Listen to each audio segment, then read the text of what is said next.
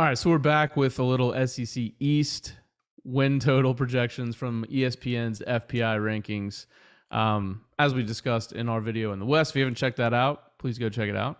Who knows really what these projections look like, obviously, going into the fall. I mean, these numbers are the numbers, but I think you'll still see some transfer. I mean, hell, Jordan Addison's in the portal. That guy might be going anywhere. Would it surprise you if he showed up on an SEC roster? Not at all. And listen, we're not going to get into that today, but yes, it would not surprise me at all. I think Tennessee is a dark horse for that. Speaking of Tennessee and dark horses, yeah, win-loss. Oh, you're going to take my pick? No, that's not mine. I'm going to ask you though. What is your best bet to land on the over for win total? Well, I think I just gave it away, but it's Tennessee at 7. You definitely did. You definitely gave it away for sure. Look, I mean, outside of Bryce Young, is Hendon Hooker the best QB in the SEC? He might be the best QB even with Bryce Young. I'm just saying. You play Ball State. You're at Pitt, which you lost to last year, but you had a guy who's a first-round QB at Pitt. Also, as just mentioned, Jordan Addison might be switching sidelines potentially for that game, so you're not as worried. Then you go to Akron, so I think that's a 3-0 start. Florida, to me, I mean, I'm not expecting much in year one as they transition into the Napier era. And you got LSU on the road, but that's another first-year head coach that's going to be transitioning the roster. I really like the way that their schedule sets up for them. We'll see. You know, you're at South Carolina. That's going to be a big one at the end of the year. And then you finish at Vandy, so you should be able to take care of that. So I love Tennessee in over 7 right now. It's a fantastic pick, and it would have been mine as well. I think that is probably the best bet. I mean, if he was able to do that, Heupel, that is, if he was able to do that in year one, I think that is probably the floor for what he can do in year two, especially with you lose a couple guys like Velus Jones, but you get Hooker back at 29 touchdowns, 3 interceptions. Talking about including his on the ground, he had over 30.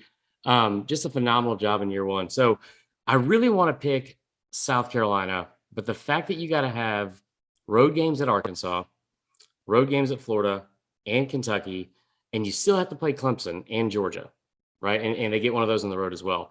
That's not where I'm going to go. I'm going to hate myself for this. Oh no! But I'm going to take Georgia over 11.5. And I know that sounds crazy, and we've watched Kirby screw that up a number of times, right? Like I totally get how ridiculous that sounds. But you watch the spring game. I was there in person watching the amount of talent they still have there. You look at the mock drafts and Jalen Carter, and you have a record number of draft picks, and the best player, prospect wise, might still be on the roster in Athens with Jalen Carter, and they just have the number 1 overall pick as well. They play Oregon and Atlanta. That's a win. Samford, they go at Carolina. I don't think that's close.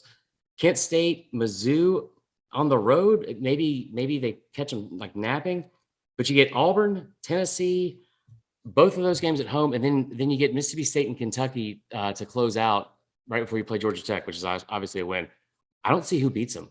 I mean, maybe Mississippi State jumps up after they go Florida and Tennessee back to back, but I think Georgia is one of the better teams in the country. And this sounds crazy, but I feel like they're almost being slept on a little bit. That is hot. For real, I feel like they're almost being slept on a little bit because of all the hype around Alabama and Ohio State.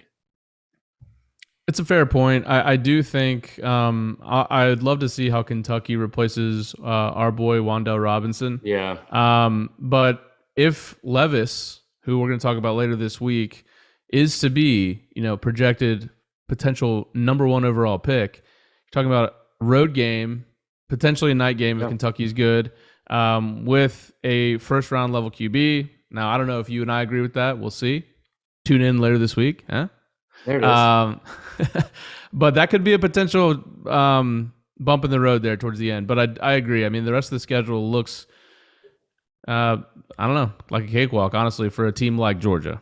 Right. And I will say this. So you and I both live in Atlanta. Murder Kroger, Disco Kroger, Ponce Kroger. I mean, you don't walk into a lot of Krogers at night and in this city and leave unscathed. You don't walk into Kroger Field in November and leave unscathed. You probably do, statistically speaking, but we'll see what happens when we get there. All right, those are our picks for the SEC East. Make sure you check out the SEC West predictions as well. And we will catch you next time. I don't know why I did the peace sign. That was I did it back. yeah, it was cooler the way you did it.